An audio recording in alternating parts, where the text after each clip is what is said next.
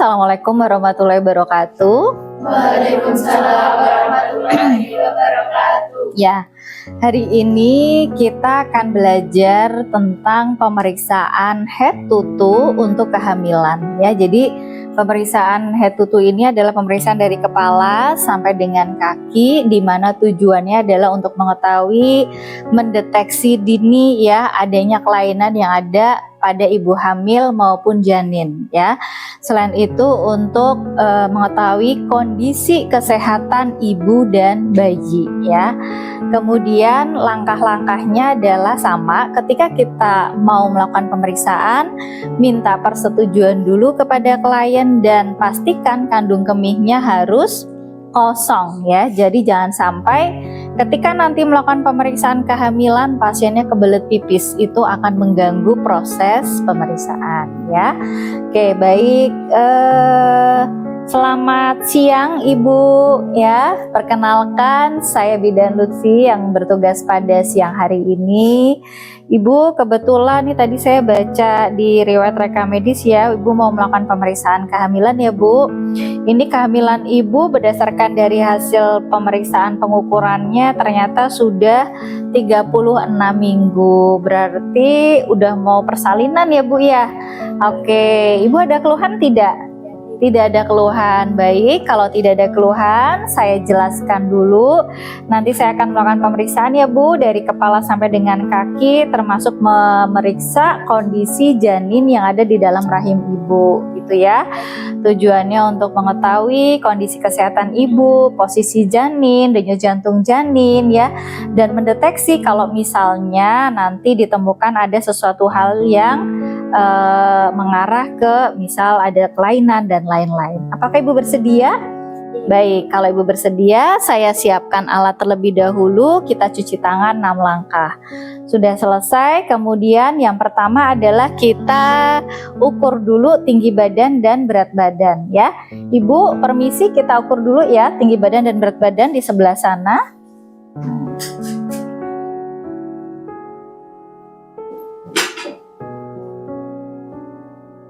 Pastikan ketika menghadap ke sini.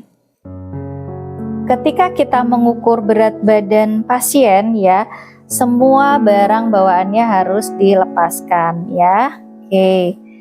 Kita lihatnya dari depan ya. 48,6. Oke, sekarang kita ukur tinggi badannya ya. Oke, Bu.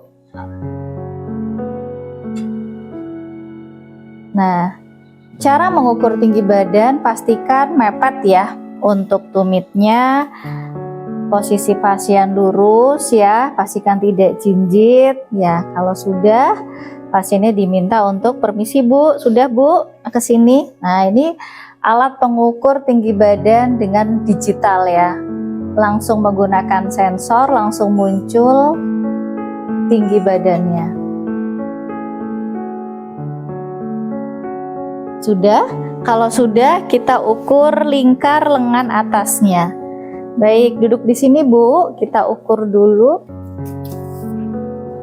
Nah, kita tanya ya kepada pasiennya. Ibu permisi, apakah Ibu kidal?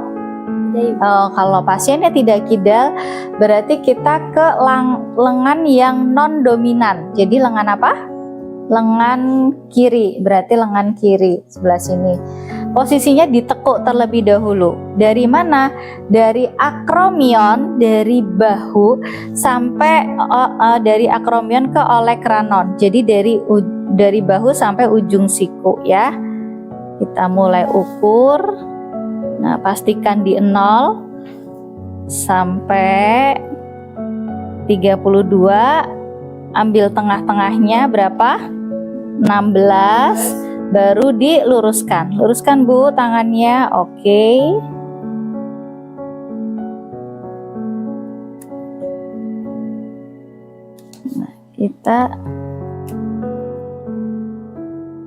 Nah, kita lihat di sini hasilnya. 22,5. Berarti ibunya ini masih apa? Kek ya. Normalnya berapa? 23,5, 23,5 normalnya. Berarti sudah siap hamil ya. Kalau nanti kurang dari 235 berarti nanti edukasi sekaitan dengan gizi ya. Kalau sudah, pasiennya diminta untuk berbaring. Silahkan berbaring di sini, Bu. Nah, oke. Ya. Oke. Sudah diganti ke pantum. Ganti ke pantum aja. Nah. Oke, baringkan pasien. Kalau sudah ya, kita posisinya harus ada di sebelah kanan pasien. Nah, pemeriksaan pertama setelah pasien kita minta untuk berbaring ya, yang pertama kali adalah kita inspeksi dulu. Jadi dilihat dulu ya. Dilihat apanya? Dilihat di area mukanya ya. Ada nggak kloasma ya? Jadi flek-flek kecoklatan di daerah wajah. Oh, wajahnya tidak ada kloasma, tidak ada flek. Kemudian baru kita ke rambutnya ya. Permisi ya Bu, karena Ibu menggunakan jilbab, mohon izin saya membuka sedikit jilbab Ibu ya. Kita lihat warna rambutnya, misalnya pirang seperti itu ya. Kemudian bersih, tidak ada ketombe, akar rambutnya kuat ya. Kepalanya juga tidak ada benjolan, simetris. Kemudian kita ke bagian wajah ya. Wajah diinspeksi, tadi sudah diinspeksi ya. Kemudian kita palpasi. Nah, palpasi menggunakan kedua ibu jari. Bengkak nggak? Ada odem nggak? Oh, ternyata nggak ada, tidak odem ya. Kalau ada odem berarti kembalinya lama atau cepat? Lama, lebih lambat ya. Kemudian di daerah mata ya. Permisi ya Bu, Ibu bisa melihat ke atas. Nah, kita lihat ya. Kita lihat konjungtivanya merah muda, skleranya putih. Jangan mendiagnosis ya. Jadi Ibu melihat ke atas, kita tekan seperti ini. Konjungtiva merah muda, sklera putih, kemudian matanya simetris ya. Kemudian area hidung kita menggunakan pen light. Nah, kita lihat hidungnya tidak ada sekret, hidungnya simetris, kemudian tidak ada benjolan. Setelah itu telinga terjauh dulu ya, yang terjauh dulu Ibu permisi ya. Lihat sini Bu. Nah, kita lihat telinganya simetris tidak, simetris, bersih, kemudian tidak ada benjolan. Yang satunya sama, kita lihat ya, bersih, simetris, tidak ada sekret, tidak ada benjolan. Setelah itu di mulut ya, bibir dulu kita lihat. Bibirnya pecah-pecah tidak? Oh, bibirnya tidak pecah-pecah. Kemudian diminta untuk membuka mulutnya. Buka mulutnya ya Bu.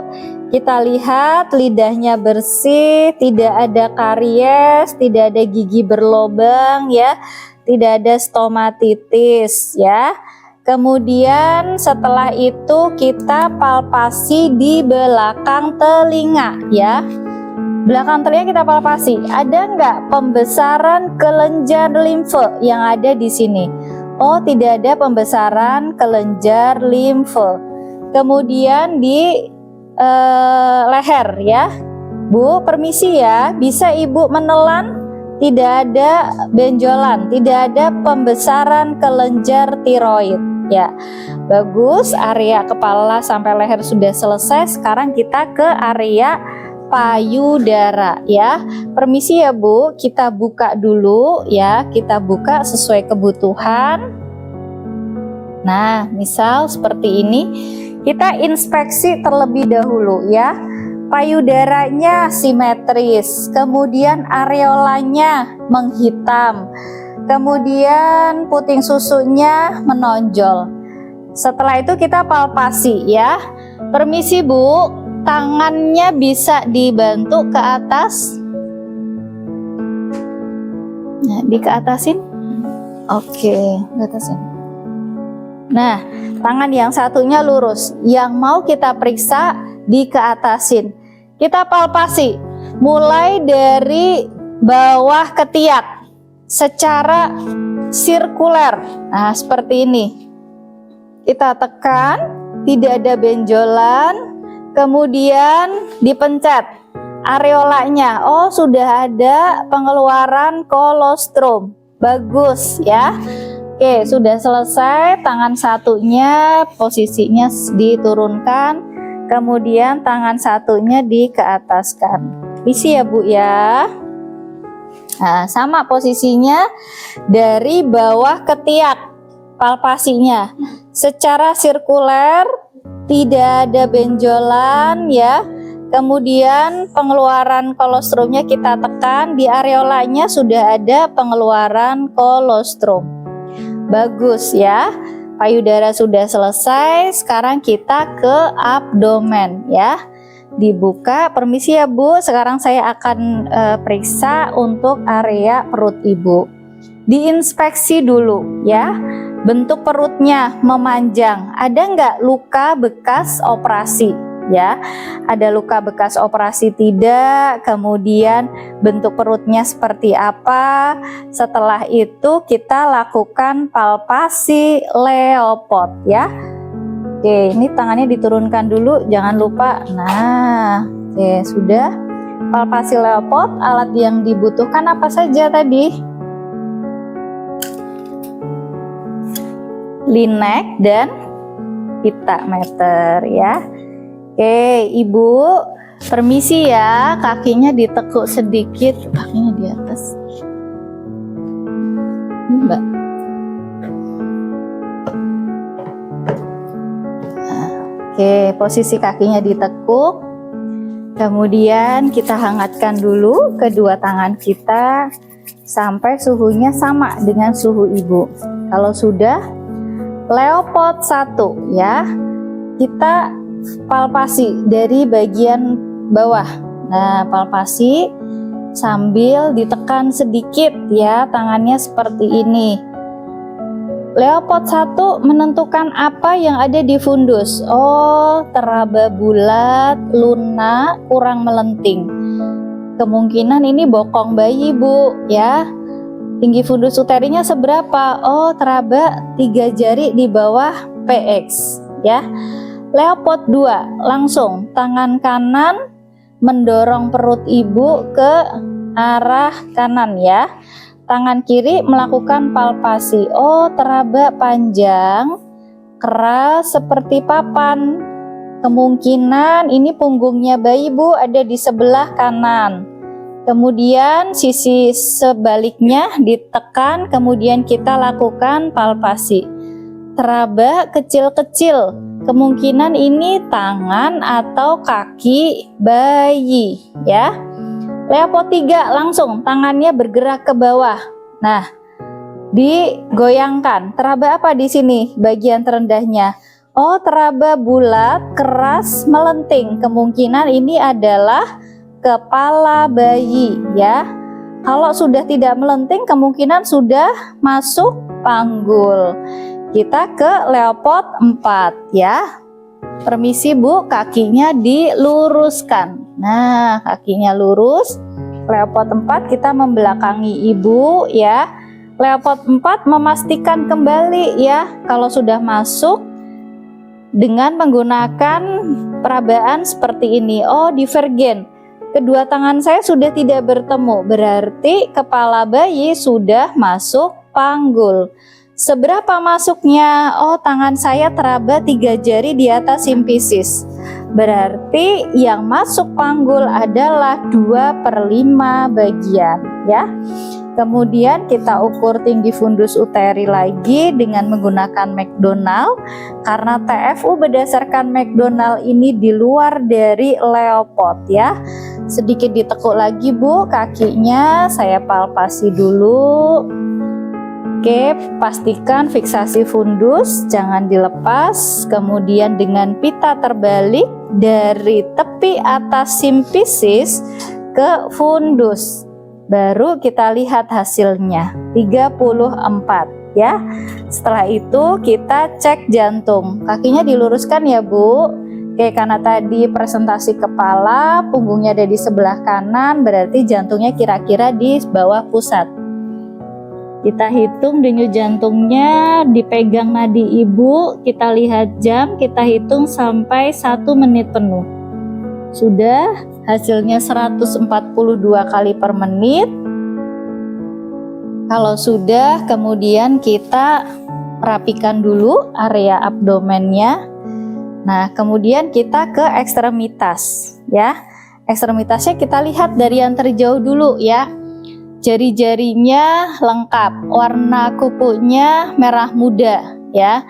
Kalau di sini warna kukunya biru, itu bisa mengindikasikan bisa ke arah anemia atau jantung ya.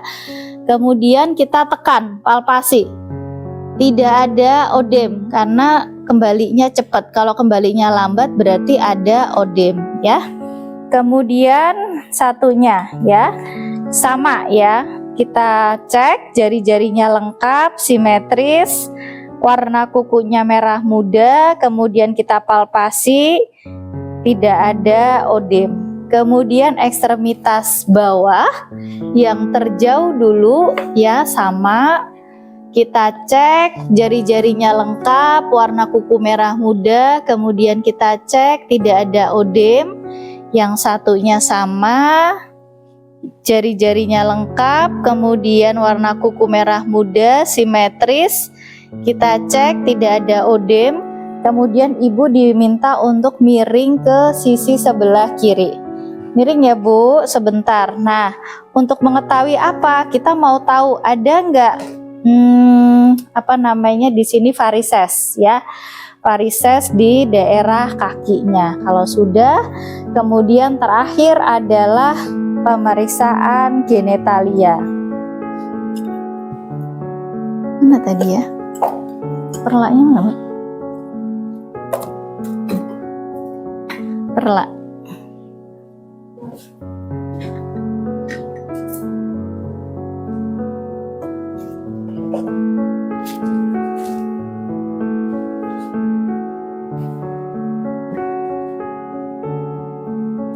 Ya, oke, ditekuk. Permisi ya Bu ya, celananya dilepas dulu, bisa dibantu dilepas. Oke, bisa dibantu. Pegangin. Oke. Sudah, kita lakukan pemeriksaan genitalia terlebih dahulu ya. Dipegang dua gini.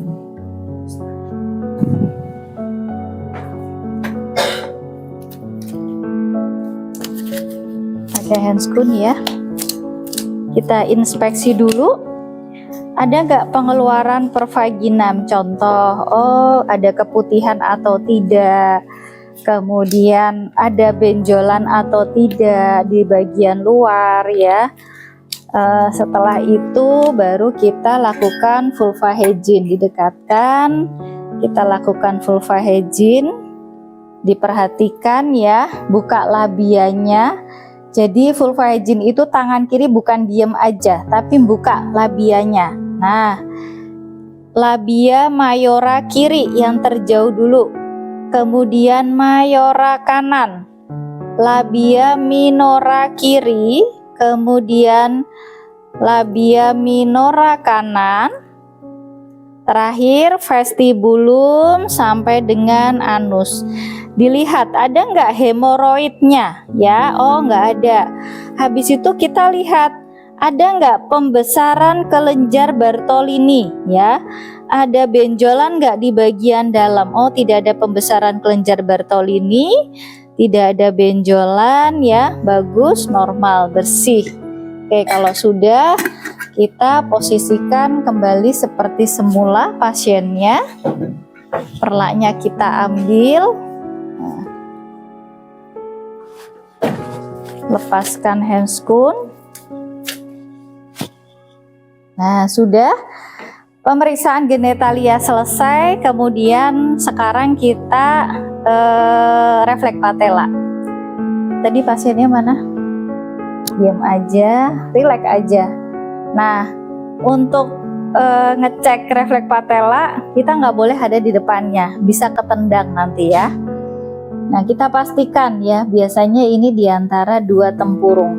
Nah, rileks aja, lemes aja. Nah, udah langsung bergerak, berarti refleks patellanya positif. Satunya juga sama, jadi pastikan dulu, jangan langsung dipukul-pukul ya, pastikan dulu di antara dua tempurung. Nah, sekali lagi. Nah, udah bergerak, berarti refleks patella positif. Ada yang terlalu cepat banget, terlalu kuat, berarti dia kelebihan vitamin berapa? B berapa? B1. Kalau dia kok ditutup nggak respon Bu, berarti dia kekurangan vitamin B1 ya. Jadi asalkan kalian yakin loh ya bener, tapi kalau kalian nggak yakin ya ditutup terus nggak akan mungkin bisa gitu, makanya harus dipastikan dulu bener.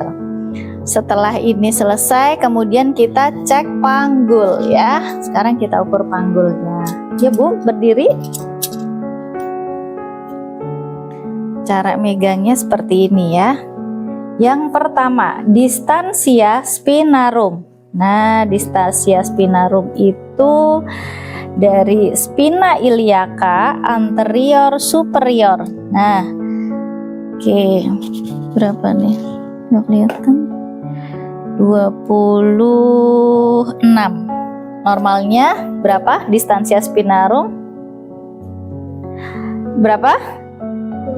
24 sampai 24 sampai berapa? Distansia spinarum normalnya 24 sampai 26 ya. Kemudian distansia cristarum naik ke atas. Nah, di sini ada tulang lagi. Cristarum. Berapa nih? 28. Normalnya berapa? 28 sampai 30. Distansia cristarum, kemudian conjugata externa dari tepi atas simfisis ya, kemudian ke lumbal 5. Nah, berapa ini? 18. Normalnya berapa? 18 sampai 20 ya, normal berarti. Terakhir adalah lingkar panggul ya, kita ukur lingkar panggulnya dari tepi atas simfisis, kemudian sias, trochanter mayor, kemudian lumbal, kembali ke pegang Mbak, tarik, kembali ke sias, trochanter mayor, tepi atas simfisis. Nah, 80. Normalnya berapa? 80 sampai 90. Alhamdulillah, pemeriksaan sudah selesai. Kita cuci tangan terlebih dahulu 6 langkah, kemudian beri edukasi ke pasiennya. Nah, dikasih tahu pasiennya, Ibu, alhamdulillah pemeriksaan sudah selesai ya. Tadi berdasarkan hasil pemeriksaan, untuk lingkar lengan atasnya agak sedikit kurang ya Bu. Nanti banyak makan yang mengandung protein hewani, sehingga nanti kebutuhan gizi ibu maupun bayi terpenuhi dengan baik ya. Kemudian dari hasil pemeriksaan dari kepala sampai dengan kaki, alhamdulillah semua normal, tidak ditemukan adanya kelainan ya. Termasuk posisi janin, kepalanya sudah di bawah, sudah masuk panggul, dan tadi denyut jantungnya bagus ya. Terima kasih Bu atas kerjasamanya. Ada yang ditanyakan Bu? Oke, kalau tidak ada jangan lupa kontrol 1 minggu lagi. Oke, sudah selesai. Demikian tadi adalah rangkaian pemeriksaan kehamilan head to toe dari kepala sampai dengan kaki. Ada pertanyaan? Udah.